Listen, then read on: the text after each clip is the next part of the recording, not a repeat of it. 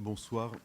Je suis un peu confus après un sujet si grave d'avoir à aborder une question si futile, si légère, une discipline innocente, la magie. Bon. Je suis d'autant plus embarrassé que je vais tenter de conjurer le risque sur un sujet aussi léger d'être pesant, lourd. C'est difficile, d'autant que je ne vais rien vous montrer. Donc je ne vais faire que parler, et je vous jure, c'est pas facile de parler sur une discipline qui ne vaut que pour autant qu'on ait affaire au visible. Hein. Et là, il n'y aura pas de visible, il n'y aura que de la parole.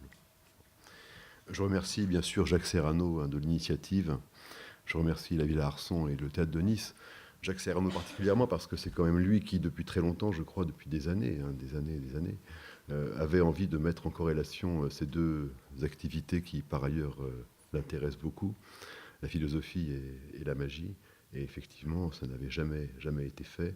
Et donc, c'est lui qui a eu cette initiative, il faut le remercier. C'est une première. C'était une première il y a 10 jours à Marseille, ou 15 jours à Marseille.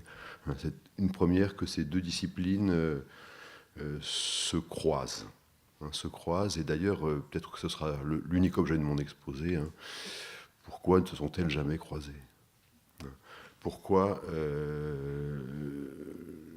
ces deux disciplines qui ont une et l'autre rapport à l'illusion de manière absolument hyperbolique, l'une pour la produire, l'autre pour, nous dit-on, la démonter, la déconstruire, la dissoudre, la dissiper.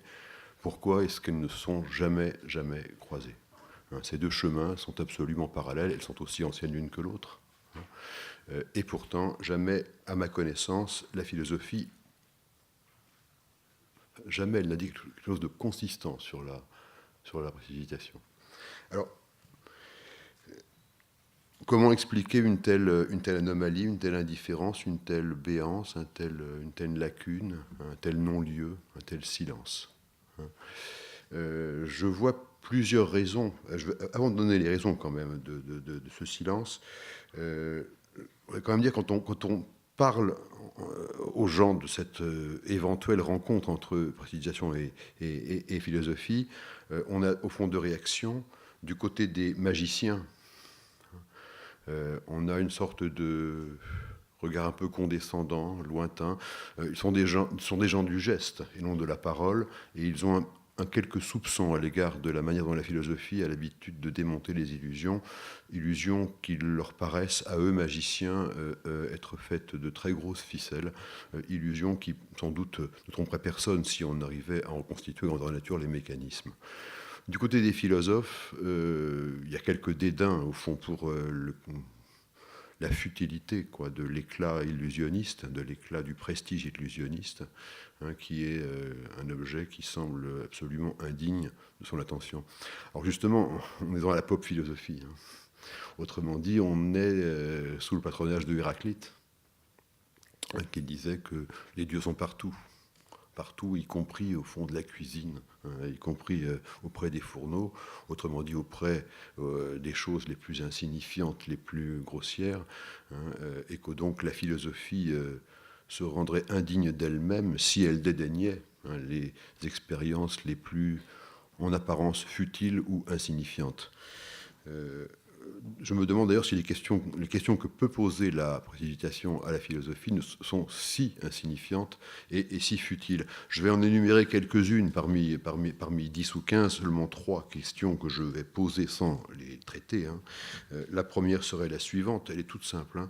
Comment peut-on consentir au jeu d'être trompé et y prendre un certain plaisir, un vrai plaisir? Deuxième question, comment peut-on désirer de toutes ses forces résister à l'illusion et trouver dans la violence de l'événement qui frustre ce désir ce qui vient le satisfaire en vérité au centuple? Et troisième question, dont je parlerai peut-être davantage, mais très peu en vérité, comment une intelligence avertie aux aguets, tendue comme jamais, peut-elle être l'agent principal de l'égarement?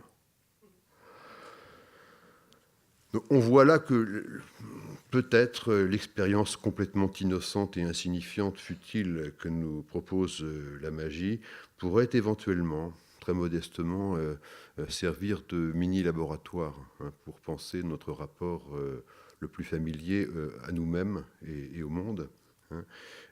Cette idée est un peu bizarre parce qu'effectivement, l'expérience à laquelle nous convie la magie est une expérience qui est très ponctuelle, très rare, qui est enfermée dans une parenthèse, la parenthèse d'un jeu. Et ça paraît un petit peu incongru. Mais je suis vraiment convaincu que cette incongruité, elle n'est peut-être simplement que celle d'un arrêt sur image avec grossissement d'échelle. Au début, on ne voit rien, il n'y a rien à voir, on ne reconnaît pas, on ne reconnaît rien, et puis progressivement se dessinent les agencements, les ressorts de nos expériences peut-être les plus familières. Le magicien de métier, que je ne suis pas, est expert en ces matières.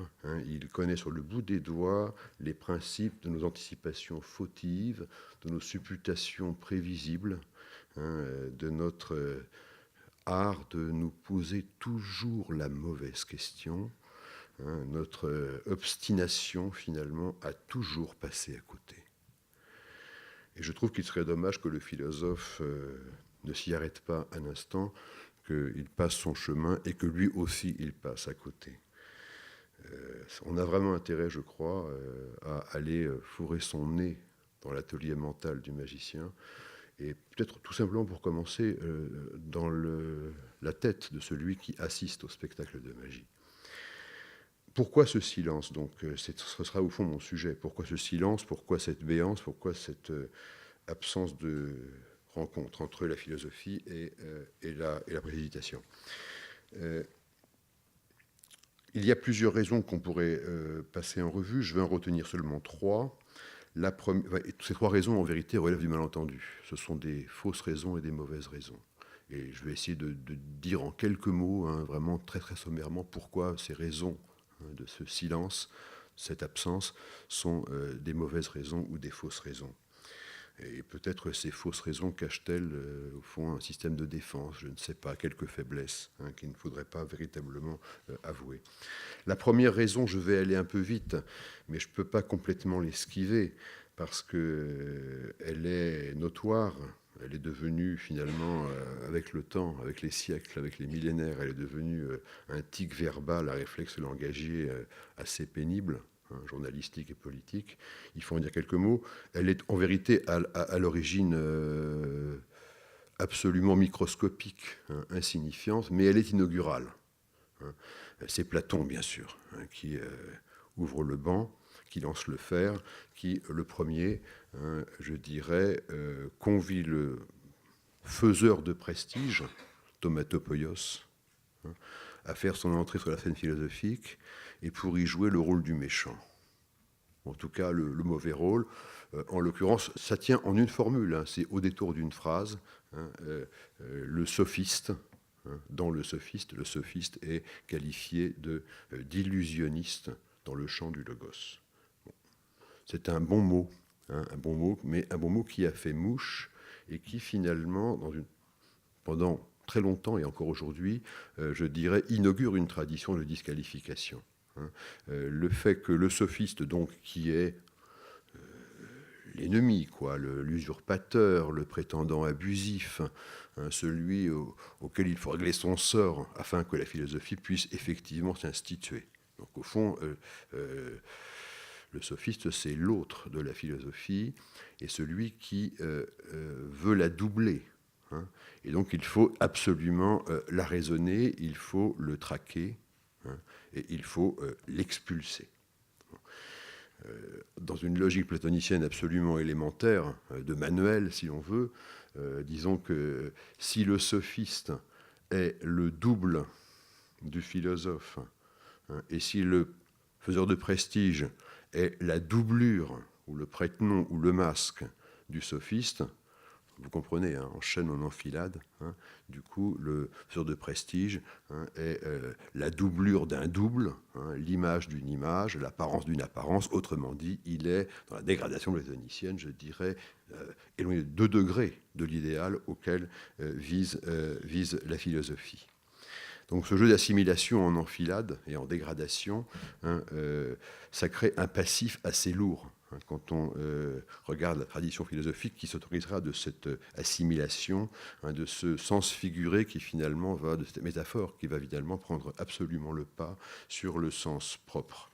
Je passe sur les usages politico-journalistiques de cette assimilation. Je pourrais, je ne vais pas le faire, je n'ai pas le temps, j'aurais pu donner des citations de plein d'auteurs, de Saint-Augustin, Leibniz, Marx, Politzer, Clément Rosset, le plus anti-platonicien de nos philosophes français vivants, qui se met à platoniser sur la question, et qui consacre un chapitre génial, par ailleurs, sur Hegel, pour le disqualifier. Et le titre du chapitre, c'est l'illusionniste. Et il nous explique comment est construit le tour de passe-passe de l'hégélianisme. Voilà. Donc il y aurait un bouquet, un florilège de citations dont je vous dispense. Simplement, cette raison, donc, cette assimilation fautive, cette assimilation, je dirais, initiale, je voudrais dire pourquoi elle cloche. Pourquoi elle cloche, pourquoi elle est fautive. Pourquoi, finalement, son impact et sa séduction sont en raison inverse de sa rigueur. En vérité, elle opère une double transgression de catégorie, c'est quand même une faute assez grave en philosophie. Première transgression de catégorie, dans l'assimilation donc du magicien, faiseur de prestige, au sophiste. Elle consiste, c'est très simple, mais c'est un chapitre considérable. Ça consiste finalement à mettre exactement, à faire se superposer deux logiques qui sont non seulement différentes, mais absolument incompatibles, opposées. La logique, au fond, disons pour aller vite, de la tromperie, celui qui abuse de quelqu'un et qui le prend, je dirais, en traître, d'une logique selon laquelle, au contraire, je dirais, si je suis trompé, c'est que je le sais et que j'y consens. Alors cette différence, elle a l'air minime. En vérité, elle est considérable. Elle n'est pas d'ordre moral, bien sûr, on s'en moque. Elle est d'ordre logique. Comment est-il possible de réussir à tromper celui qui est dans un état de vigilance absolue et qui sait que tout ce qu'on lui montre est susceptible d'être trompeur. Voilà le problème. Et ça, c'est bien sûr rien à voir avec la séduction de celui qui m'abuse et qui me trompe. Comment finalement peut-on à la fois, à chaque seconde, désamorcer le piège et rappeler celui auquel on parle, lui rappeler la réalité du piège qu'on lui tend, et à la fois que ce piège fonctionne. La réponse, elle est en vérité très simple, mais je ne vais pas développer. Elle est très simple et elle est élémentaire, mais la réponse, au fond, c'est que, évidemment, en magie, ce qui se passe, c'est que c'est la vigilance exercée par celui qui assiste au spectacle de magie qui est en vérité l'arme la plus redoutable contre lui-même. Autrement dit, il s'agit finalement de jouer avec une vigilance et de, alors, comme on dit souvent, la diriger. La diriger, en tout cas, finalement, faire qu'elle se retourne contre elle-même. Et on est emporté. On est emporté, c'est absolument inévitable, c'est irrésistible. Autrement dit, quand l'effet survient, ce qu'on appelle l'effet, je dirais, on n'a plus aucun recours. Sur ce premier point, je voudrais juste vous citer une phrase que j'aime beaucoup, n'a rien à voir avec la magie. Rien à voir avec la magie, d'ailleurs, en général, il n'y a pas grand-chose.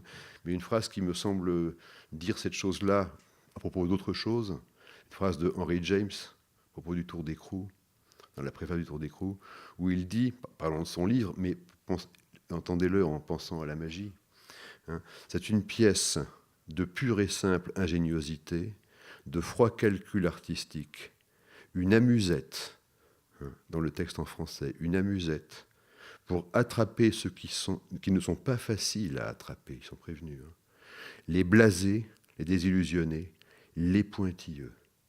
Piéger les naïfs n'étant jamais que d'une drôlerie assez restreinte. Voilà.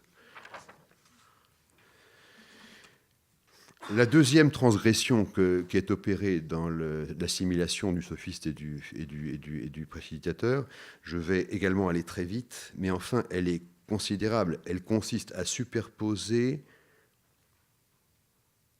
deux ordres. L'ordre de la puissance du discours et l'ordre de ce que j'appelle la rhétorique du geste. Or, ces deux ordres sont absolument hétérogènes. Parce que, ne serait-ce que parce que le magicien, annonçant la couleur, sait très bien qu'il ne peut pas compter sur la parole, que tout ce qu'il dira s'il parle sera placé sous un régime de véracité neutralisée. Et donc finalement, s'il parvient malgré cela à tromper, ce sera par d'autres moyens que le moyen de la parole. Et même au fond, je dirais, la parole, s'il l'utilise, c'est ce qu'on apprend aux élèves en magie, la parole ne doit absolument jamais avoir pour fonction de redoubler l'action. Autrement dit, jamais il ne faut dire ce qu'on fait, car il suffit que l'on dise ce qu'on fait pour que ce qu'on fait soit suspecté. Je dirais, c'est pire que ce que disait Hitchcock, quand il disait, au fond, il ne faut jamais que dans un film, le dialogue vienne répéter ce que l'image montre, et quand l'image peut le montrer sans qu'on ait à le dire, c'est encore mieux. Bon, c'est une clause, au fond, je dirais, de légèreté des capacités narratives, mais en magie, c'est beaucoup plus drastique. Autrement dit, si je dis quelque chose relativement à l'action que je suis censé faire, immédiatement, l'action se voit disqualifiée. Et donc, au fond, s'il y a de la parole en magie, ce ne sera jamais une parole qui aura une fonction constituante, une fonction de production de l'illusion. Peut-être aura-t-elle quelquefois ce que Barthes appelait une fonction d'ancrage. Parce que bien sûr, en magie, faisons une petite parenthèse là-dessus, ce que Barthes appelait la fonction d'ancrage, c'est au fond, s'agissant de la rhétorique de l'image, c'est le texte qui, sous l'image, cette fonction d'ancrage, et qui permet au fond de reconduire à l'univocité ce qu'il appelait des signifiés flottants. Autrement dit, lorsque l'image iconique recèle au fond une pluralité possible de significations, le texte, qui ne remplace pas l'image, c'est elle qui parle, mais le texte bloque la prolifération, au fond, des significations et impose finalement la signification univoque, qui est celle que l'on veut imposer. Parce qu'évidemment, en magie, le problème, c'est que toute action, tout geste que je fais est a priori considéré par qui me regarde, et avec raison, comme pouvant être doté de deux significations. La signification, je dirais, prétendue, manifeste, dirait-on, et une autre que j'ignore, mais que je suspecte. Et donc, finalement, si la parole intervient, elle aura pour fonction seulement, non pas de répéter le geste, mais d'ancrer, au fond, ce geste, autrement dit, de reconduire à l'univocité l'éventuelle polysémie du geste que je fais. Voilà pour cette première il faudrait développer, je n'ai pas le temps, c'est ce que j'appelle la rhétorique du geste, une rhétorique sans parole, une rhétorique qui a ses règles, qui a ses figures, qui a ses lois, qui a son efficacité, mais qui, justement, ne peut pas se régler, ne peut pas coïncider à la rhétorique, au fond, oratoire, à la rhétorique de la parole. Deuxième raison que je voudrais évoquer rapidement de ce silence de la philosophie sur la magie, cette raison, elle paraît plus sérieuse quand même. Elle paraît plus sérieuse, elle paraît plus rédhibitoire aussi. C'est que, comme chacun sait, ou croit savoir, je le crois de moins en moins, la magie est une discipline qui repose, au fond, en dernière instance, sur le secret. Et donc, de deux choses l'une, si je suis magicien, je suis tenu par une déontologie, tenu à conserver le silence, à ne rien dire de ce que je sais, donc rideau, hein, rien à dire, puisque je n'ai pas le droit de le dire. Soit je ne suis pas magicien, et alors, par définition, je n'ai rien à dire puisque je ne sais rien. Donc voilà, on est coincé, quoi. On est coincé. Hein. Soit on sait ce qu'il y aurait à dire, mais on n'a pas le droit de le dire, soit on voudrait bien dire quelque chose, mais on ne sait pas quoi dire. Et on n'a pas le droit de savoir ce qu'il y aurait à dire. Donc voilà. Hein. Ce qui fait que finalement, les philosophes et les magiciens, qui sont toujours au fond finalement ignorés, ont réalisé une sorte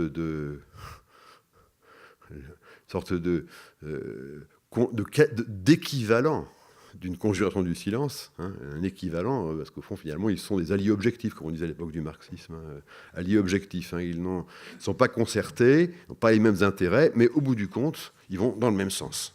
Hein, voilà. Donc, au fond, entre ceux qui ne sont tenus de ne rien dire de ce qu'ils savent et ceux qui ne peuvent rien dire parce qu'ils n'en savent rien, hein, voilà une raison sérieuse de ce silence, de la philosophie en général, ou de tout discours, je dirais, profane, comme on dit chez les magiciens, hein, sur la magie. Alors, qu'est-ce que je vais raconter maintenant ? Parce que je suis un peu des deux quand même, j'ai double casquette, mais je n'ai pas le droit de vous dire la moindre chose en tant que magicien, et j'ai pas le droit, enfin, je suis coincé. Peut-être que pour s'en sortir, il faudrait dire, et ça c'est une idée qui paraît un peu curieuse, mais j'y crois vraiment, qu'au fond, en vérité, comment dire, le fait d'être obnubilé par le secret et de, au fond, localiser dans le secret qu'on nous cache, je dirais, l'alpha et l'oméga de ce qu'il y aurait à savoir et à dire, et à penser et à voir, c'est l'obstacle épistémologique principal. Ça me paraît vraiment un alibi de la paresse, hein, et finalement un alibi du dédain, hein, de l'indifférence et au fond du silence. Il n'y a rien à dire, circuler, il n'y a rien à voir. Hein. Or, en vérité, je pense que ce secret qui obnubile, hein, et qui fait que finalement, comme on ne peut pas le connaître, eh bien, allons voir ailleurs. Hein. Ce secret qui obnubile est en vérité un secret qui en cache un autre. Un secret peut en cacher un autre, et le secret qui obnubile, en vérité, cache peut-être d'autres secrets qui, eux, je dirais, je force un peu le trait, mais à peine, en vérité, à peine. Des secrets qu'on ne voit pas et qu'on ne perçoit pas parce qu'on est obnubilé par le secret qu'on nous cache, ce secret-là, en vérité, on l'a exactement sous le nez. Il est à la surface du visible, il est là. Hein. Il n'y a finalement, je dirais, qu'à s'efforcer de voir, hein, pour le trouver. Hein. Cette idée, au fond, que... vous voyez, encore une fois, Hitchcock, hein, le whodunit, hein, il faut évacuer chez Hitchcock la question du qui est coupable, hein, pour commencer à percevoir ce qui est vraiment intéressant. Je crois qu'en magie, peut-être, il faudrait faire la même chose. Il faudrait, sur la magie, arriver à se débarrasser de cette question du secret qui, finalement, empêche de voir ce qui se tient là, hein, sous notre nez. Une expérience, tout simplement, que j'ai vécue maintes fois et que tous les magiciens, je dirais, ont vécu aussi, je crois. Elle n'a rien d'original. Je présentais un jour un numéro de corde, une corde de 1,50 m qui était coupée en 3, en 4, en 5, reconstituée, etc. Bon, voilà. Et à la fin, j'étais dans le public, donc il n'y a plus rien en main. Voilà. Un tour classique de corde comme il en existe tant. Et à la fin du spectacle, une dame est venue me chercher, m'a attendu à la fin, est venue me voir et m'a dit « Je vous en prie, dites-moi l'astuce. » Alors, je n'ai pas répondu, parce que je lui ai répondu ce que je réponds toujours dans ces cas-là, ce que je vous ai dit tout à l'heure. J'ai répondu « Non, je n'ai pas le droit. Je n'ai pas le droit de vous dire le truc, l'astuce, le secret. Je n'ai pas le droit, et c'est vrai que je n'ai pas le droit. » Mais j'avais vraiment, vraiment envie de lui dire « Mais il n'y a pas de truc. Il n'y a pas de truc. » Et en plus, c'est vrai, il n'y en a pas. Il n'y a pas de truc, il n'y a pas de trucage, il n'y a pas d'astuce, il n'y a pas un secret. Ou alors, si vous voulez, mais ça je ne l'ai pas dit bien sûr, hein, ou si vous voulez, il y en a en 1 minute 15 de numéros, il y en a 40 qui sont disséminés ici dans telle tenue, dans tel poids du corps sur la jambe gauche à tel moment comme dans la danse, hein, sur telle rapidité de mouvement, tel rapport entre deux mouvements. Voilà. Autrement dit, il y a autant de secrets qu'on voudra. Chacun d'entre eux demande des heures de travail. Leur coordination demande des semaines de travail. Voilà. Mais de trucs, il n'y en a pas. Hein. Voilà. Au fond, tout est là. Tout est là. Hein. Il n'y a pas à chercher quelque chose qui serait derrière, hein, qui serait au fond occulté, hein, qui serait, je dirais, soustrait finalement à la connaissance et à la vue. Tant qu'on y est, je me permets un petit développement qui n'était pas prévu, mais peut-être quand on réfléchit sur la magie et qu'on ne la pratique pas de l'intérieur, l'idée, ça c'est une idée que j'ai très souvent rencontrée, que je voudrais déraciner, parce qu'elle est nuisible, c'est pas très grave, hein, mais elle empêche de comprendre ce qu'il y a à voir et à penser dans la magie. C'est au fond, on pense qu'il y a au fond en magie deux séries d'opérations, comme deux trames en quelque sorte, deux trames qui seraient placées l'une derrière l'autre. La trame des opérations visibles, la trame des opérations qui, derrière les premières, hein, cachée par les premières, serait la trame des opérations cachées. Hein. Ces deux trames, hein, l'une cachant l'autre. Or, l'idée que j'ai vérifiée depuis que je fais de la magie, c'est qu'en vérité, le numéro est d'autant meilleur qu'il n'y a qu'une trame. Qu'il n'y a qu'une trame et non pas deux. Simplement, cette trame est une trame, au fond, que l'on peut lire dans deux langues, selon deux articulations, selon deux grammaires. C'est comme si vous voulez, c'est comme la route d'Héraclite, hein, la route qui monte et la route qui descend ne sont qu'une seule route. Hein, voilà, il y a une seule route, simplement quand je la monte, c'est une route montante. Quand je la descends, c'est une route descendante. Et j'en conclus qu'il y a deux routes, il n'y en a qu'une seule. C'est comme les Shadok. Hein. Les Shadok, je ne sais pas si vous vous souvenez des Shadok qui vont sur la Lune et qui construisent deux échelles. L'une pour monter, l'autre pour descendre. Ben voilà. Quand nous pensons que la magie consiste à montrer des choses qui cachent des choses qu'on ne montre pas, on pense comme des Shadok. Il n'y a qu'une échelle. Il n'y a qu'une échelle, il n'y a qu'une trame, simplement. Autre métaphore, enfin métaphore, c'est plus que métaphore, autre modèle théorique qui me paraît extrêmement puissant pour penser ce qui passe en magie, c'est le modèle de ce que Freud appelle le travail du rêve. Dans ce que Freud appelle le travail du rêve, on dit souvent, pour aller vite, il y a au fond la série, hein, manifeste, et puis il y a la série, je dirais, inconsciente et cachée. En vérité, il y a une seule trame. Il y a une seule trame, et cette trame, au fond, peut se lire, et doit se lire, en vérité, selon deux langues. Et au fond, le fait que je ne la lise que selon la langue que je connais m'empêche de voir que le même texte, ce n'est pas un autre texte ailleurs caché derrière, mais le même texte, au fond, peut se déchiffrer selon l'autre langue. Exemple encore plus, je dirais, simple, finalement, beaucoup moins compliqué, l'image double. Le canard-lapin, quoi. Le canard-lapin, quand je vois le lapin, je ne peux pas voir le canard. Et quand, tout d'un coup, par miracle, le canard, je ne sais plus ce que vous avez dit, le canard apparaît, c'est que le lapin a disparu. Autrement dit, il y a une alternance des deux figures et il y a un seul tracé. C'est ça l'idée. Il y a un seul tracé pour deux figures qui ne peuvent pas apparaître en même temps et qui s'excluent mutuellement. Unicité de la trame des opérations, unicité du tracé, si vous voulez, ou du texte écrit, dualité, au contraire, des langues, des grammaires et des apparitions. Ce qui fait que finalement, rien n'est caché, rien n'est derrière. Tout est là, au-devant. Simplement, je ne peux pas le discerner parce que je suis obnubilé par l'une des images ou par l'un des sens de l'action que je suis en train de voir.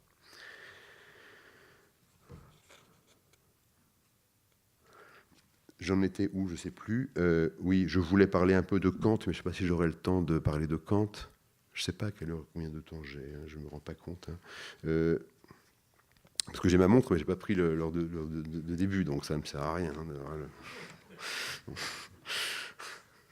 oui, je voulais régler son compte à Kant, si on veut, en 2 minutes. Hein. Kant, qui est très symptomatique, au fond, d'une manière de passer à côté, quoi, de passer complètement à côté.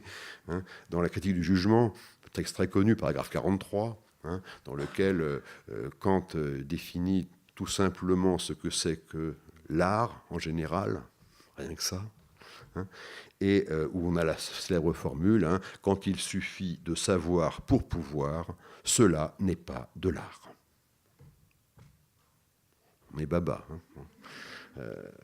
C'est pas mal, c'est pas mal. Hein. Quand il suffit de savoir pour pouvoir, cela n'est pas de l'art. Ça se gâte dans la note de bas de page. Hein. Là, je vous lis la note de bas de page. Dans mon pays, l'homme du commun, alors l'homme du commun, méfiez-vous, hein. John Austin nous a appris à déceler chez les philosophes cette capacité qu'ils ont à faire endosser par l'homme du commun, c'est-à-dire par vous et par moi, leurs préjugés philosophiques. Bon, passons. Donc, dans mon pays, l'homme du commun, auquel on propose un problème tel que celui de l'œuf de Colomb, dit « ce n'est pas de l'art. Il ne s'agit là que d'un savoir. Autrement dit, si l'on sait, on le peut. Voilà ce qu'il faut dire de l'art prétendu de l'illusionniste. En revanche, on ne répugnera pas à nommer art l'adresse du danseur de cordes. » Bon, vous connaissez l'œuf de Colomb, hein. L'œuf de Colomb, Christophe Colomb, demandant à ses compagnons comment faire tenir un œuf debout. Alors tout le monde essaye, bien sûr, personne n'y arrive. Et puis Christophe Colomb prend l'œuf et il le pose un peu brutalement sur la table, hein, en écrasant la base de l'œuf, et ainsi l'œuf tient debout. Bon. Alors, ce qui me chagrine un petit peu, c'est que c'est exactement le contraire d'un tour de magie, ça. Hein. C'est exactement le contraire. On vous pose un problème oralement et on ne vous montre rien, et après on vous montre une solution. Structurellement, c'est exactement le contraire. Dans un tour de magie, normalement, on vous montre quelque chose, et puis quant à savoir comment c'est fait, débrouillez-vous, vous ne le saurez jamais. Mais outre cette inversion totale de structure, ce qui me paraît tout à fait embêtant dans cette histoire de Christophe Colomb, hein, vous voyez, c'est au fond, quand Christophe Colomb raconte la légende, hein, met son œuf debout en cassant la base de l'œuf, il prononce la phrase « il suffisait d'y penser ». Il suffisait d'y penser. Voilà, au fond, le type même, je dirais, du contresens total, hein, appliqué ensuite à la magie. Hein. S'il suffit d'y penser, ben non, c'est pas de la magie, justement. Je vais, pour aller vite, aborder mon troisième raison de ce silence de la philosophie sur la préméditation. Cette troisième raison, c'est au fond plus généralement le discrédit, je dirais assez général, du spectaculaire. Hein, ce qui est spectaculaire, je dirais, ne mérite pas qu'on s'y intéresse pour une raison simple, c'est que le spectaculaire, c'est pour le gogo. Hein, autrement dit, entendez, c'est pour la part du gogo en moi, ça s'adresse à l'autre de l'intelligence. Hein. Autrement dit, s'il s'agit de produits spectaculaires, il faut commencer par mettre l'intelligence dans sa poche, de côté, la mettre en vacances, en retrait. Hein. Elle n'a pas, je dirais, à intervenir en la matière. Or, ce qui me paraît, pour le dire de façon un peu brutale, hein, entre le spectaculaire et le spéculatif, hein, il faut choisir. Or, justement, ce qui me paraît quand même assez criant, c'est que cette exclusive, cette alternative ne fonctionne pas justement en magie. Parce qu'au fond, si ce qu'on appelle l'effet en magie. Ce qu'on appelle, petite parenthèse sur le mot effet, ce qu'on appelle l'effet, comme au théâtre ou au cinéma, ou en musique, ce qu'on appelle l'effet en magie, c'est par métonymie, c'est l'événement qui survient, finalement, disparition, apparition, un voyage immédiat d'un objet d'un lieu à un autre. Bon, ça, c'est ce qu'on appelle l'effet par métonymie, puisqu'en vérité, c'est un effet non pas d'une cause. Il n'y a pas de cause, justement, c'est bien le problème. C'est que c'est un effet qui n'a pas de cause ou qui déroge absolument à la causalité. Mais c'est un effet, au fond, en tant qu'il produit un effet, donc ce n'est pas un effet de, mais c'est un effet sur. Il produit un effet sur moi, et c'est à ce titre qu'on l'appelle effet par métonymie. Donc l'événement, au fond, quel effet en magie, donc au fond, disparition, apparition, changement de couleur, etc., au fond, ne peut être un effet pour quiconque le vit ou l'expérimente que pour autant que cet effet atteste, je dirais, une défaite de l'intelligence ou une déroute de l'intelligence. Alors justement, l'intelligence ne peut être mise en déroute, ne peut être mise en échec que si elle est présente. Elle n'a pas été préalablement, je dirais, anesthésiée, mais au contraire, elle a été hyper sollicitée jusqu'à présent. C'est quand même ça l'idée. L'idée, c'est que l'intelligence en déroute, l'intelligence, je dirais, qui rend les armes finalement, est une intelligence qui a été jusqu'alors complètement mise en alerte et sollicitée. Donc au fond, l'idée, c'est que dans ce qui se passe dans l'effet magique, comme on dit, c'est bien sûr spectaculaire, mais ce n'est pas un spectaculaire, au fond, je dirais, qui se jouerait à côté d'un exercice critique. Au contraire, l'exercice critique, il est effectif, il est continu, il est intense, jusqu'au moment où justement survient l'effet. Et alors, l'intelligence, je dirais, à la fois, alors là, tu as parlé du sublime, je ne savais pas que tu parlerais du sublime. Enfin, l'intelligence, je dirais, à la fois, elle est saisie, et à la fois, elle se sait absolument dessaisie, quoi. Autrement dit, à l'instant justement où elle se rend compte qu'elle est complètement défaite, elle ne peut que rendre les armes. Et au fond, cette idée, au fond, qu'il y a une sorte de rupture qui s'opère à ce moment-là, un dissensus, au fond. L'intelligence, au fond, je dirais, se démet elle-même face à ce qui, décidément, absolument la déroute, la dépasse, alors même qu'elle était constamment dans les secondes qui précédaient en position de totale vigilance. Je voudrais peut-être, pour finir, dire quelques mots sur cette relation de l'intelligence au sens bergsonien, peut-être.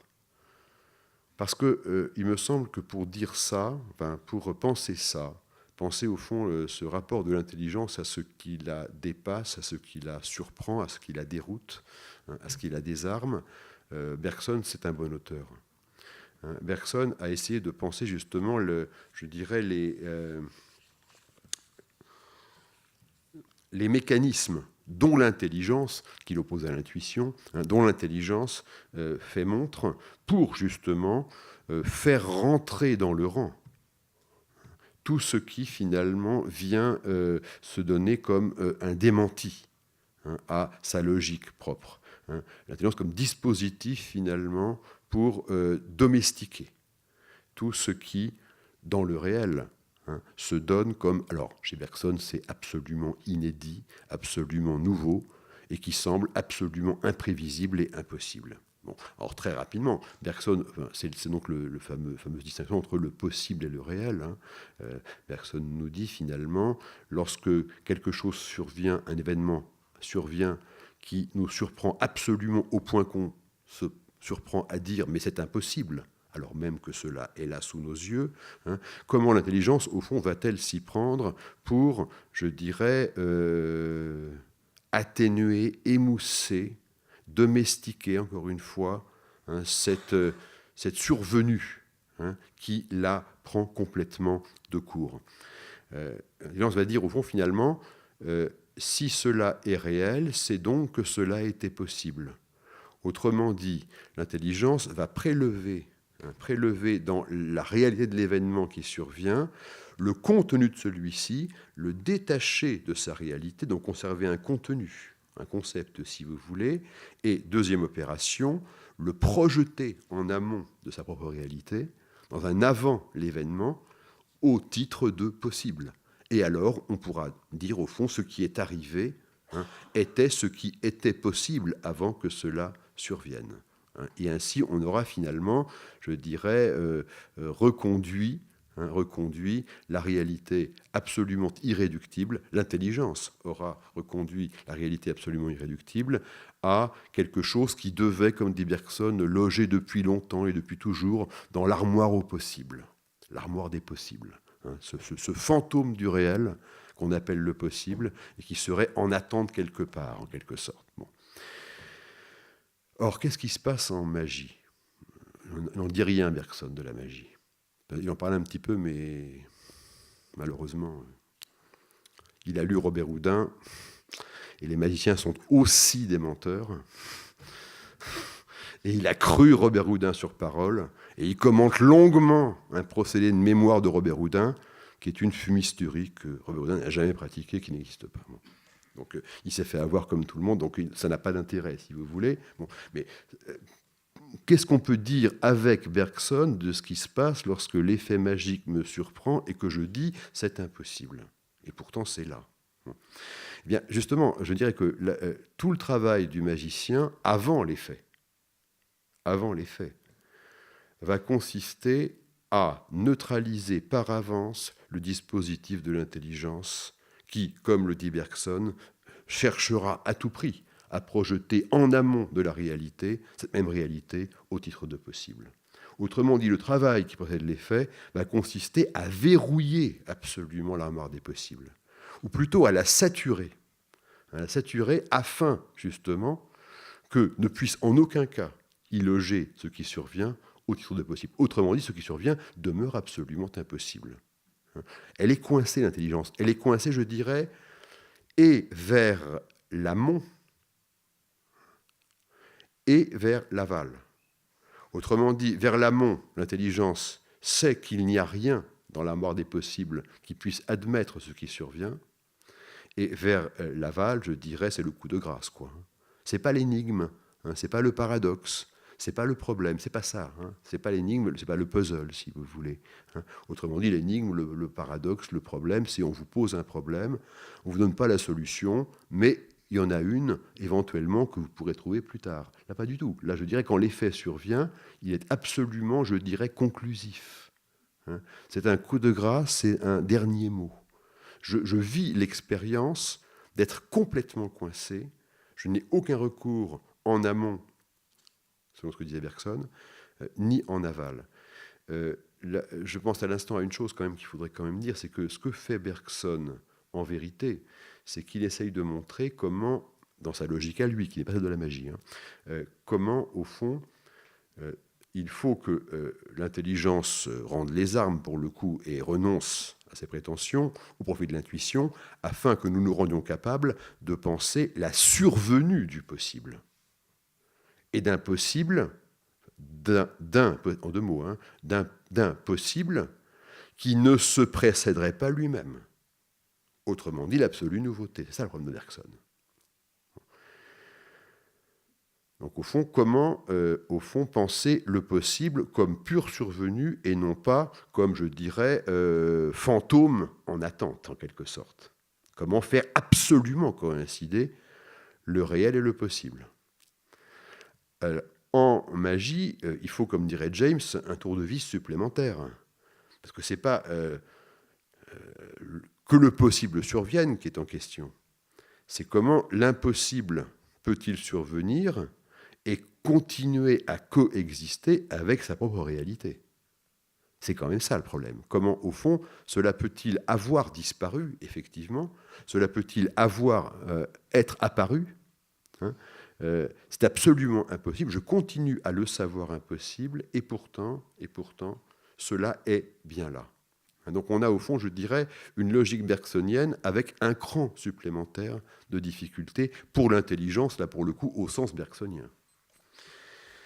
Peut-être vais-je, je ne sais pas si j'ai encore du temps, dire quelques mots sur le spasme de l'intelligence, hein, parce que c'est bon, l'intelligence vit alors une sorte d'affolement, hein, de spasme, un spasme qui au fond serait absolument insupportable, d'une violence absolument humiliante, si celle-ci n'était pas vécue dans, je dirais, le cadre d'une sorte de jeu, hein, de jeu auquel j'ai consenti et qui est un jeu, au fond, dans lequel, un jeu qui est régi, au fond, par un dispositif mental de ma part, moi qui regarde le spectacle, hein, que je caractériserais très rapidement en disant qu'il est un dispositif, au fond, à deux pôles. Deux pôles. D'une part, je dirais un pôle agonistique, de l'agone, du défi. Hein, du défi. D'une part, évidemment, je m'efforce de déjouer l'illusion, de la surprendre, de ne pas me faire avoir pour parler vite, et ma vigilance est constamment en alerte, ça c'est le premier pôle, sans lequel il n'y a pas d'effet. Hein, parce que certains magiciens vous diront, il faut absolument neutraliser cet élément agonistique. Et il faut que les gens consentent absolument à se laisser embarquer. Ça me paraît une erreur, enfin une erreur, ça me paraît faux tout simplement. Parce que imaginons quelqu'un qui renoncerait à cet élément agonistique. Eh bien, il serait dans le merveilleux. Autrement dit, n'importe quoi peut arriver, n'importe quoi peut succéder à n'importe quoi, comme disait Hume, hein, survenir, et au fond, rien n'est étonnant. Hein, je dirais, dans le monde de Cendrillon, le carrosse se transforme en citrouille, c'est pas ça le problème, c'est pas ça qui me surprend. Ce qui me tient en haleine, c'est de savoir si Cendrillon arrivera au carrosse avant qu'il se transforme en citrouille. Mais c'est pas, au fond, le fait qu'il y ait une transformation. Hein. Donc, au fond, je dirais, si on relâchait complètement, si on parvenait, on n'y parvient pas, et tant mieux, à, je dirais, neutraliser le pôle agonistique, il n'y aurait tout simplement plus d'effet. Hein. Tout serait absolument, je dirais, entre guillemets, dans l'ordre, hein, quand quelque chose survient qui est dans l'ordre de l'effet. Et de l'autre côté, hein, autre pôle, second pôle, il y aurait, je dirais, à la fois, il y aurait le contraire, peut-être. Il y aurait au fond le consentement de principe à jouer ce jeu, hein, pour rire en quelque sorte. Autrement dit, le consentement à s'abandonner en quelque manière au jeu de l'illusion, de bonne grâce, volontiers et pour le plaisir. Et cet équilibre entre l'élément agonistique et l'élément de consentement au jeu, hein, qui fait qu'au moment où survient l'effet, l'instance agonistique se sait absolument vaincue à jamais. Autrement dit, elle rend les armes. Et à ce moment-là, le consentement de principe que j'avais implicitement concédé, hein, au début, va se trouver actualisé. Et c'est ça qui fait que la déroute est d'une suavité incroyable, une volupté incroyable. Il y a une douceur de cette expérience de la totale déroute, hein, de l'impuissance au fond attestée, hein, quand au fond je rends effectivement les armes et que je m'avise que peut-être c'est mon système de résistance et de vigilance qui en vérité a été le véritable agent de cette déroute. Voilà, j'aurais voulu, mais j'ai pas le temps, parce que tu parlais du sublime, j'aurais voulu dire quelques mots sur les modèles théoriques qui me semble-t-il, peuvent être mobilisés pour penser justement cette expérience de l'effet, hein, en magie. Et j'avais 3 modèles, mais je ne vais pas développer. Le modèle du sublime, bien sûr, mais retravaillé, trahi. Hein. Le modèle du Panctum chez Barthes, opposé au studium, et je pense que ça marche très très bien en magie, parce qu'on a les deux moments, l'affect, je dirais, moyen, comme dit Barthes, du studium, et tout d'un coup, le plancton par lequel il y a un retournement, et je suis, au fond, atteint, au vif, par quelque chose qui survient, et qui n'est absolument irréductible au moment initial.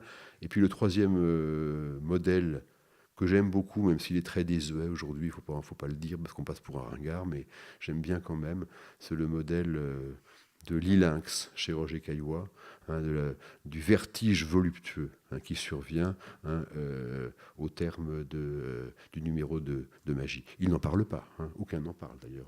Mais je pense que voilà, on a ici trois concepts assez opératoires qu'on peut bricoler un petit peu pour arriver à cerner ce qui se passe au moment de l'effet. Je vous remercie de votre patience.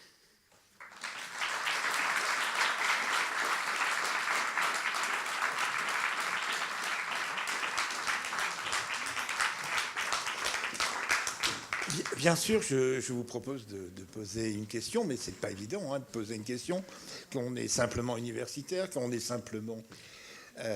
c'est-à-dire qu'on est simplement un spectateur de magie, mais si vous le souhaitez...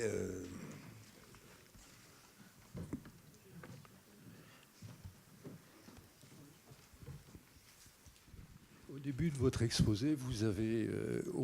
Au début, vous avez opposé, vous avez parlé d'erreurs de catégorie à propos de la philosophie et de la magie faisant partie du gestuel, du visuel, alors que la philosophie, c'est le logos. Et ça me pose un peu un problème. Ça ne me paraît pas évident qu'il ne puisse pas exister des tours de magie dans le domaine du logos. Je prends l'exemple suivant. Vous avez parlé du lapin-canard. Ça me paraît tout à fait analogue à Galamand de la reine à la tour magnanime, Galamand de la reine à la tour magnanime. Qu'est-ce que... Oui, alors, juste un mot sur un point au début de votre intervention. Ce n'est pas la philosophie que j'ai confrontée à la précipitation, c'est la sophistique. Quand j'ai dit que c'est l'assimilation sophiste... Bon. Oui, non, mais vous avez insisté assez souvent sur le fait qu'il y a ce qui est du domaine du gestuel et ce qui est du domaine du discours, et que ces choses-là sont... Oui, mais je ne sais pas, il faudrait voir. Je ne pense pas que l'effet, au sens propre, l'effet sûr, soit de même nature. Je dirais le mot d'esprit, le paradoxe, suscite une déroute, c'est sûr, mais elle n'est pas de même nature parce que, si je peux dire des choses extrêmement triviales, parce qu'il n'y a littéralement rien à voir. Ouais, je vous pose cette question parce que je suis mathématicien. Oui. Et en mathématiques, il arrive qu'on dise c'est magique. Oui. Et il y a des démonstrations en mathématiques qui sont de l'ordre de la magie, où il me semble qu'on retrouve ce que vous décrivez dans ce qu'est la magie. Sauf peut-être que le secret, on ne le garde pas. On ne garde pas le secret, on le donne. Mais pendant un certain temps, c'est de l'ordre de la magie. Oui. Et c'est du discours. Oui, mais justement, alors, je corrigerai mon propos en disant finalement que ce dont je parle n'est que peut-être ce qui s'offre comme, je dirais, effet dans l'ordre strictement visuel. C'est pourquoi, par exemple, je ne sais pas si je vous réponds ou si je dévie, mais il me semble, je sais que ce que je dis là, très peu de magiciens le diraient, mais il me semble que tous les effets, comme on dit en magie, qui sont... Alors, il y a des effets mathématiques, bien sûr, il y en a des foules et des foules, ça m'a toujours paru ennuyeux. Et non, mais je parle des effets magiques fondés sur les mathématiques, je ne parle pas des mathématiques, etc. Mais imaginons un magicien, et il y en a des foules, qui retrouve une carte dans des conditions absolument impossibles. Autrement dit, il y a des milliards de chances qu'il retrouve et il la trouve. Il y a une chance sur 1 milliard ou sur 6 milliards, il la retrouve. Pour moi, ce n'est pas magique. C'est fort. Comment il a fait? C'est fort, c'est très fort. Mais si on dit c'est fort, c'est très fort, comment il a fait, on a raté son effet. Il me semble que l'effet vraiment réussi, qui sidère complètement, qui, je dirais, paralyse l'intelligence et qui à la fois produit une sorte de quelques secondes de silence, un silence vraiment, vraiment impressionnant, suivi d'un rire, de décharge, si on veut. C'est quelque chose qui, au fond, est absolument impossible et pas, je dirais, d'une difficulté extrême. Vous voyez ce que je veux dire, Autrement dit, dès lors que quelque chose serait-il, encore une fois, d'une extrême difficulté, Hein. C'est pas de l'exploit, quoi. C'est pas de l'exploit. Hein. Si on a un exploit, aussi formidable soit-il, on n'a plus de la magie. Alors, je ne sais pas si je vous réponds, parce que j'ai dévié complètement là par rapport à votre question. Hein. Mais quand même, malgré tout, je dirais, est-ce qu'on peut trouver l'équivalent de l'ordre discursif, c'est ça votre question, conceptuel ou discursif? La magie pour non-voyants, par exemple. Ouais. La magie pour non-voyants. Ouais. Juan Tamariz, qui est un magicien que j'ai publié et traduit, a écrit un livre que j'aime pas, qui s'appelle Magie verbale. Mais si vous voulez, justement, ça me paraît vraiment être à la marge. C'est-à-dire que je dirais, c'est magique. On le dit pour tout, c'est magique. Hein, on le dit toujours, c'est magique pour tout et n'importe quoi. Mais je dirais, si vous voulez, on peut aller à la plus grande proximité. Il y aura quand même un écart finalement qui fait que ce sera dit magique. Peut-être par analogie ou métaphoriquement, je ne sais pas.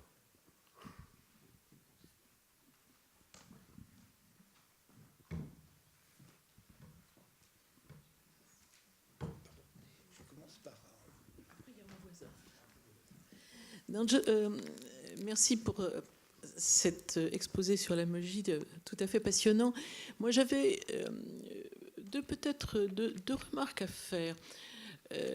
Lorsque vous avez parlé de Bergson et de cette armoire des possibles généralement fermée et qui tout d'un coup va s'entrouvrir puisque le réel va arriver comme un fait qu'on ne peut pas nier puisqu'il est là. Je pensais à Kuhn et aux révolutions scientifiques, où il montre que pendant longtemps, l'on vit sur une théorie scientifique qui explique l'ordre du monde ou l'ordre des choses, jusqu'au moment où survient un fait qu'on ne peut pas nier, puisque c'est un fait, même si pendant très longtemps, on essaie de le nier, hein, il y a une espèce d'effet de refoulement, on refoule le fait en disant c'est pas possible, ce n'est pas ça, jusqu'au moment, puisque les faits sont têtus, il va s'imposer de telle sorte qu'il va bouleverser complètement la théorie précédente et qu'on est obligé, pour l'intégrer, de changer de paradigme.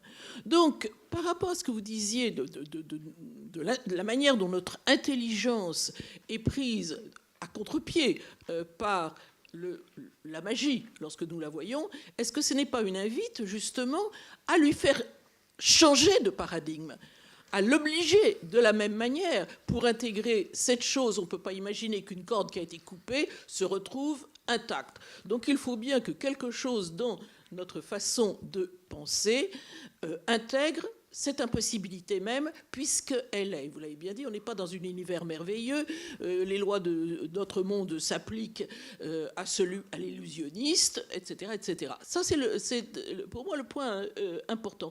Et d'autre part, lorsque, au début, vous disiez, au fond, c'est visible, c'est sous le nez, c'est là, hein, il n'y a pas un devant, un derrière. Et je pensais évidemment à cette espèce de fable qui est celle de la lettre volée, qu'on ne voit pas, elle est là, elle a toujours été là. Or, on ne la voit pas. Voilà, c'était... bon, à part ça, et je ne veux pas être trop longue, mais juste pour vous et pour le plaisir, grâce à Jacques Serrano, qui nous avait un jour envoyé à l'autre bout du monde, il y a une autre solution pour l'œuf de Colomb.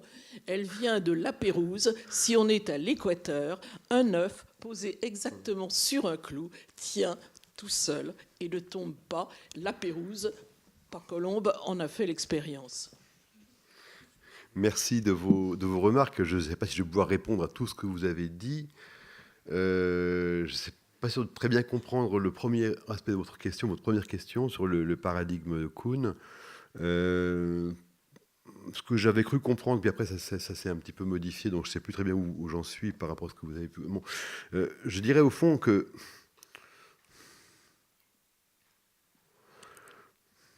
je crois qu'il ne faut pas changer de paradigme. On ne peut pas changer de paradigme dans le cadre de la... Notre intelligence doit intégrer quelque chose qui, jusqu'à présent, était pour elle de l'ordre de l'impossibilité. Et ça ressemble à ce que décrit Kuhn. Elle ne l'intègre pas, justement. Elle ne peut pas l'intégrer. Autrement dit, elle fait l'expérience de son échec absolu à l'intégrer. Et d'autant plus d'autant plus qu'elle se sait tenue de rester sur le même plan de réalité, sur le même paradigme, si l'on veut, pour le dire comme ça, qui est tout simplement le réel tel qu'il est devant nous. Hein, au contraire, si d'aventure j'ouvrais la porte à un nouveau paradigme, entre guillemets, ou à un autre réel, je ne sais pas, là, je n'aurais plus d'effet. J'aurais trouvé une, entre guillemets, solution misérable en vérité, hein, mais j'aurais effectivement atténué l'effet, mais je l'aurais atténué au prix de supprimer ce qui est intéressant dans l'expérience. J'ai oublié... Oui. Non, sur la lettre volée, on est d'accord. Oui. Ah ben, la lettre volée, vous savez, c'est pas compliqué. Hein. Je prends, si vous voulez, un exemple très rapidement. Il y a... c'est un magicien américain qui s'appelle Michael Lamar, qui est un élève de Dai Vernon, qui m'a fait un jour un tour de gobelet. Vous savez, les balles et les gobelets. Et il a fait une chose qu'on ne fait jamais en magie, parce que c'est très mauvais. Et c'est les nuls qui font ça. Mais là, il l'a fait à dessein. Voilà. Il a détourné l'attention spatialement. On ne fait jamais ça en magie. Les débutants font ça, ou les mauvais, jamais on me dit regardez là-bas, et pendant que vous regardez, je fais entrer un éléphant sur la scène. Parce que à l'instant où, je dirais, les gens regardent la scène et voient l'éléphant, ils ne peuvent pas ne pas se dire on m'a fait regarder là-bas. Bon, donc c'est vraiment nul, quoi. Hein. Donc au fond, il y a d'autres techniques beaucoup plus subtiles et intéressantes et qui ont rapport avec la lettre volée, pour le coup. Hein. C'est-à-dire qu'on est vraiment, on a le nez dessus, on n'a pas le nez ailleurs. Hein, bon. Mais justement, dans une routine de gobelet extrêmement complexe et savante, avec plein de choses très subtiles, Michael Lamar a fait une chose qu'on ne fait jamais, qu'on ne doit jamais faire. Il a fait disparaître une balle ici. Les gens vont regarder donc par là. Et juste avant, il avait fait poser une balle sur un gobelet qui était empalmé à droite, hein, et on la voyait parce qu'on était là. Et après, elle a disparu, et il fait ça. Et là, elle apparaît. Et qu'est-ce qui se passe là, à ce moment-là ? Il se passe que, une fraction de seconde, on a le sentiment qu'elle apparaît, c'est absolument troublant. Hein. On la voit apparaître, alors qu'elle y était, bien sûr. Hein. Et à la seconde suivante, on rit de quoi ? On rit de savoir qu'il l'avait mise avant. Vous voyez ce que je veux dire ? Donc là, pour le coup, justement, c'est pas la lettre volée, quoi. Hein. C'est vraiment l'exemple. Je sais pas pourquoi je parle de ça, d'ailleurs. Quelle était la raison ? Enfin bon. Oui. Je vous remercie aussi. Je vous remercie aussi beaucoup pour votre exposé. J'y vois une des grandes qualités que j'y vois, c'est évidemment votre la façon dont vous décrivez votre propre pratique et votre propre expérience. C'est tout à fait passionnant. Je voulais vous poser deux questions, vous faire deux remarques aussi, comme ma voisine. La première, c'est que je reviens un peu sur cette histoire de rupture très grande entre le geste, donc l'ordre du geste et du visible, et l'ordre rhétorique, et donc du logos. Je pense aussi que je suis un peu d'accord avec la première intervention. Je pense que vous forcez un petit peu la rupture entre les deux. Et le fait, par exemple, que vous vous parliez de rhétorique gestuelle, ça montre que ce n'est pas aussi net, puisque le mot rhétorique désigne avant tout une pratique du langage. Mais cette pratique peut comprendre éventuellement des gestes, puisque l'éloquence, l'élocution, il y a eu l'intégration du discours avec le geste. Donc peut-être cette analogie, pourquoi la refuser ? Puisqu'elle est assez traditionnelle au fond. Et la rhétorique est aussi un art des figures, par exemple. Et dans figure, on entend bien quelque chose comme geste, et on irait vers schéma en grec et schémata. Voilà. Ça, c'est ma première remarque. Je trouve vous forcez un petit peu, là. Et ma deuxième remarque, c'est sur la double trame. Je ne suis pas sûr que votre décision axiologique, en quelque sorte, soit aussi légitime que vous le pensez, puisque, d'abord, vous-même, vous la faites sur la base, je dirais, d'un choix esthétique dans votre propre pratique. Vous préférez, disons, ce qui est à simple trame. Je vous comprendrai bien, c'est très clair ce choix. Mais il est vrai que nous savons tous, pour avoir vu des numéros de magie ou de précipitation, qu'il existe des numéros à double trame, c'est-à-dire où il y a effectivement des objets vraiment truqués et des dispositifs truqués qu'on ne voit pas. Par ailleurs, vous parlez de Freud sur disons, le message patent et le message latent, la différence entre le patent et le latent. Et vous pensez que Freud lui-même dit qu'il n'y a qu'un seul message. Ce n'est pas tout à fait vrai, parce que Freud laisse penser souvent qu'il y a bien comme une sorte de deuxième texte. Alors le mot texte n'est pas exactement le bon texte, mais il y a de la pensée, disons. Et cette pensée, effectivement, elle est derrière. Donc il y a bien une double trame. Je voulais là aussi, si vous voulez, nuancer un peu votre parti pris, que je comprends par ailleurs, avec lequel je dois dire que je sympathise. Oui, sur la rhétorique du geste, je n'ai pas eu le temps, je n'en ai en vérité rien dit. Hein. Ce que je voulais simplement dire, c'est que la rhétorique du geste, elle a ses règles, elle a ses lois qu'on apprend méthodiquement, qui sont très, très compliquées et très paradoxales quand on les apprend. Mais c'est donc une rhétorique au sens, c'est une métaphore bien sûr, hein, mais ce ne sont pas les mêmes règles que celles de la rhétorique, je dirais, voilà. Elle a des règles, elle est aussi... Oui, bien sûr, bien sûr. Et quant à la parole, quand même, je maintiens que la parole, le discours, dans la magie, je dirais visuelle, hein, non pas la magie mentale, bien sûr, mais enfin, bon, même encore, bon, la magie visuelle, la parole n'est jamais constituante de l'illusion. Autrement dit, la parole, elle peut avoir un rôle, sans doute elle doit en avoir quelquefois, mais elle n'est jamais constituante. Autrement dit, elle a toujours une fonction qui est toujours extrêmement cantonnée, extrêmement limitée, hein, et identifiée. Hein. Elle ne peut jamais être la cause de l'illusion elle-même. Et ce que je n'ai pas dit, mais c'est peut-être que ça fausse tout ce que j'ai voulu dire, je ne sais pas, je n'ai même pas dit l'élémentaire, à savoir qu'en magie, la règle numéro 1, c'est que l'illusion et les faits ne coïncident absolument jamais. L'illusion et les faits. C'est-à-dire que pour comprendre justement ce que je disais de l'impossibilité de l'effet, c'est que ce qui le rend absolument sidérant, c'est qu'il n'est pas discutable quant à sa réalité. L'illusion, elle est toujours au fond avant. Elle est toujours avant et jamais pendant. Quand une chose disparaît, elle n'est plus là. Quand une chose apparaît, elle est là. C'est jamais le moment c'est jamais, je dirais, la présence qui est illusoire. C'est l'absence qui la précédait. Je ne sais pas si... Voilà.